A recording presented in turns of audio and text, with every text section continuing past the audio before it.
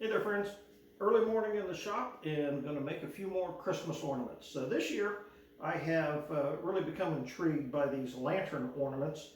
I got the idea from Mike Peace on his YouTube channel. If you've never watched Mike Peace, I highly recommend that. He's a great teacher, focuses a lot on the small type work, especially ornaments and things like that. So my take on it is a little bit different. He starts off with a square block of wood. I've got a lot of this cedar left over that came down during Hurricane Ian. So I make mine out of these cedar branches. Each one is a little bit different. That's one of the things I like about wood turning is you really let the wood direct what it should be. So this one, of course, has some of the sapwood on there. It's a little bigger, beefier. Quite a bit smaller here with some rounded edges. This one's more of a traditional looking lantern. The possibilities are endless. So I'm going to start off with this cedar branch, 5 inches tall. I've got my centers marked out, a little pilot hole drilled there. Let's get it on the lathe and round it off.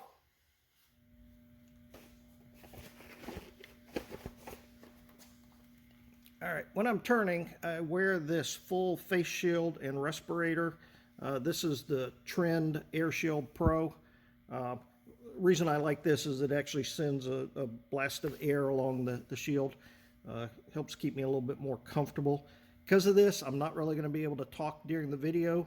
I'll come back later and give you some of the details of what I'm doing. But we're going to start off by rounding off the piece. I'm going to mount it between centers. Then once I get it rounded off, I'm going to drill a hole in the end.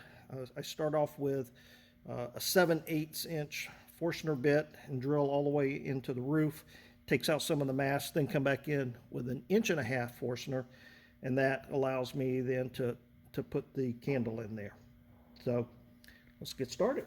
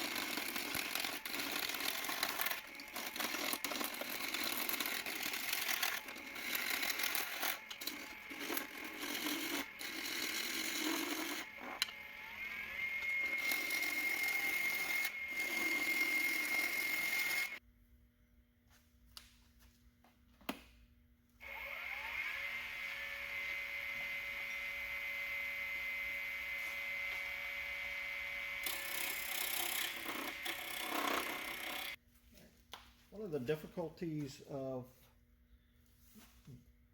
drilling the holes once it's round is getting them lined up perfectly. So I made this little jig here, just took a piece of plywood, cut perpendicular X on it. This allows me to line it up.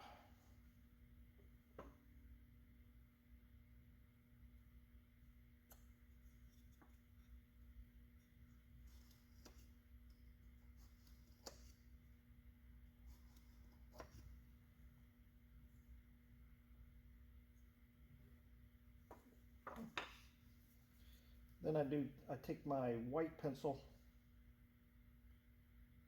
and just trace out those lines just so I can see it a little bit better.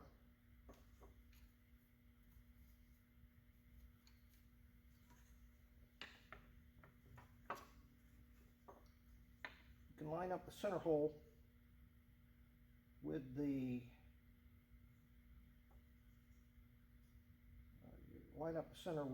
mark that your cone center made.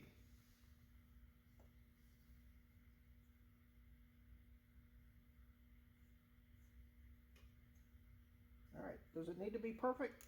No, absolutely not, but it does need to be close. And I just broke my jig. A little bit too flimsy. All right.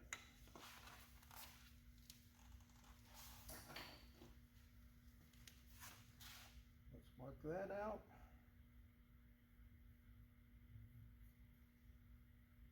So my lines are now close to being perpendicular.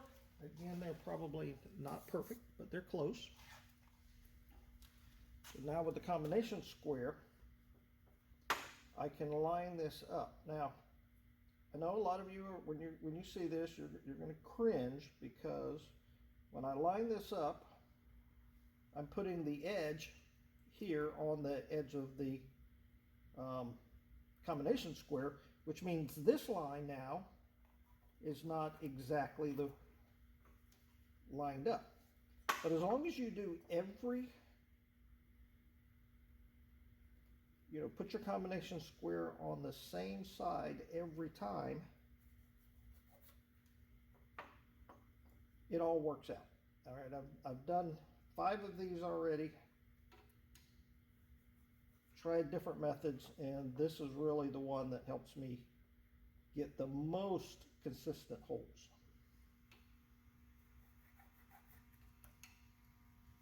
All right, I have my combination square set for 1.5 inches. So now we just want to measure down. Usually I'm at the bench, not sitting here doing a video. So 1.5 inches.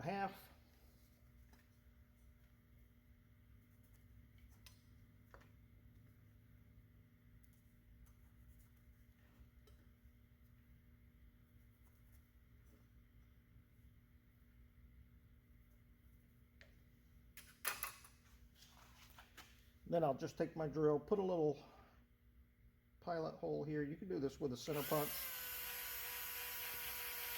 if you want it, but you just need something to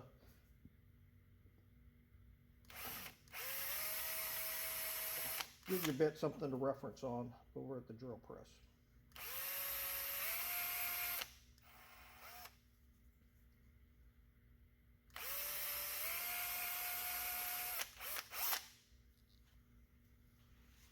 All right, now let's head over to the drill press, and we're going to drill 1.25 inch holes at least. We're going to come in from all 4 sides, and we're going to go down at least halfway to make sure we get everything knocked out.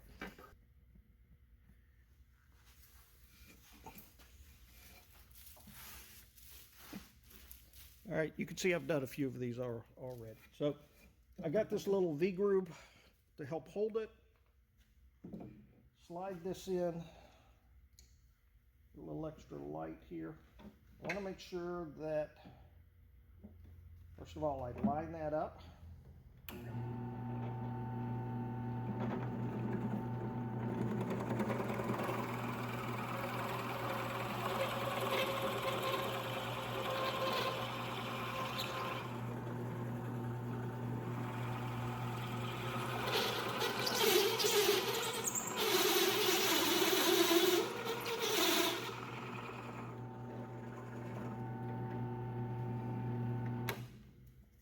All right, now just do it. Repeat, coming in from all 4 sides. All right, see, this is why we want to go halfway. You notice that there's a piece in there. I don't know if you can see that, but I didn't get all the way down. So let's raise this up just a little bit.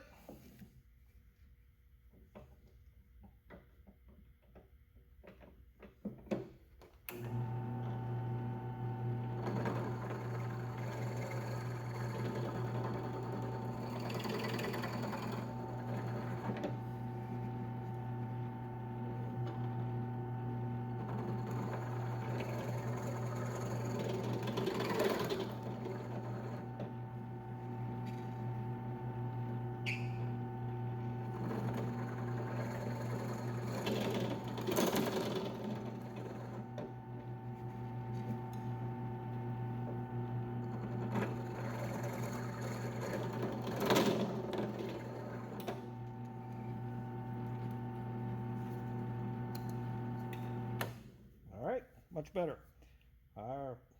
So mistake I made, normally I go ahead and put a tenon on here so I could take it right over there and just mount it up. I forgot to put the tenon on, so I got to put it back between centers now. Every time you take it off,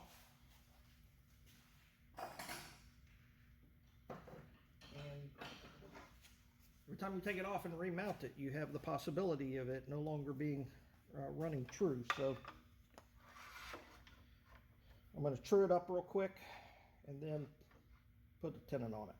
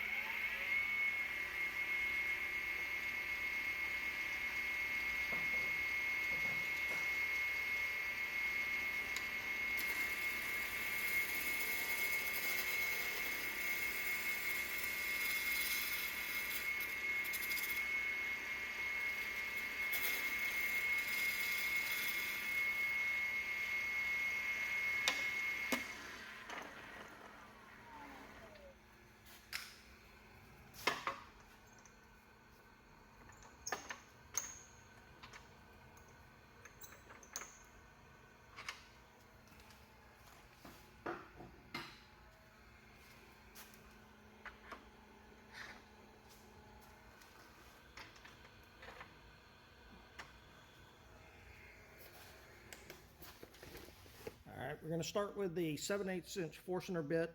Drill as far as the bit will allow us to go. That gets us up into the roof line to help take out some of the weight.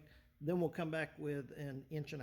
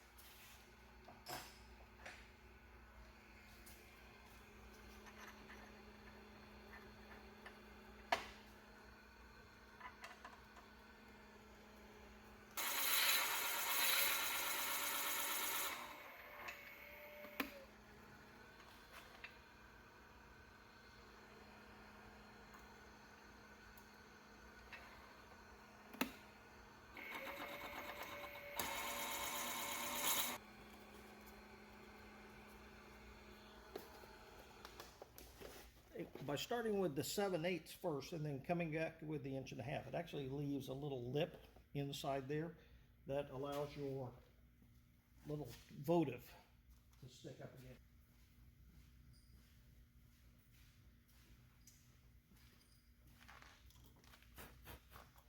All right, so just to be sure, we'll take one of these little tea lights off I got off of Amazon and stick it in there. Looks like we got a little bit of an obstruction.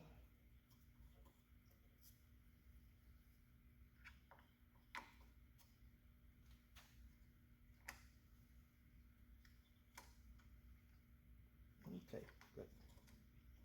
Got a nice fit there.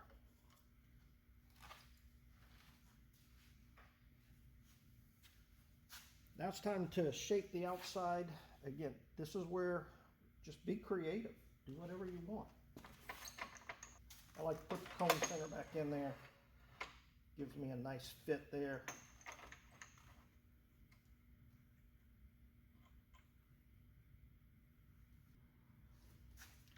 Alright, then I just switch to a smaller gouge and start doing the detail work. We'll start at the bottom first and then come up here and do the top.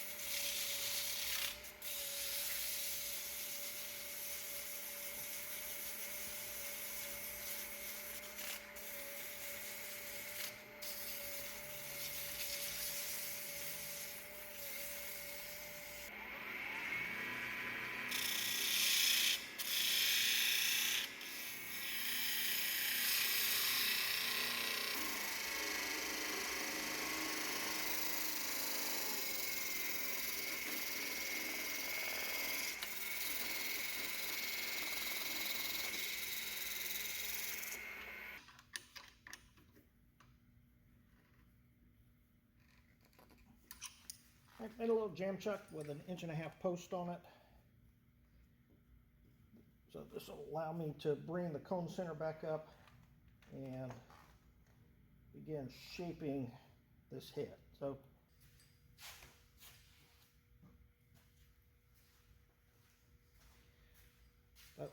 when I first started this channel, I promised that you would get to see the good, the bad, and the ugly. And this is a case where I made a fatal flaw.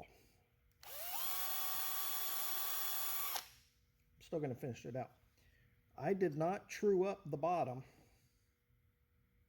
so when I put it on the jam chuck, it actually was off center a little bit, which means when I finished off the knob is now wonky, to use a technical term.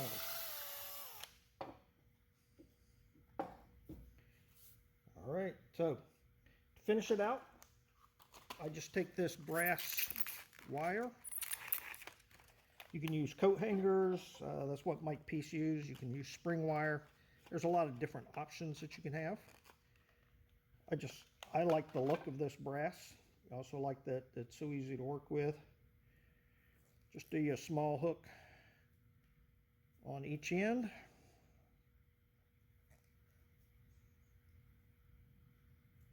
Okay. Bend it you know, approximately to the shape you want until those two pieces are parallel. Stick it in the hole. And then I'll just put some CA glue. Put some CA glue to hold that in place. Okay, friends.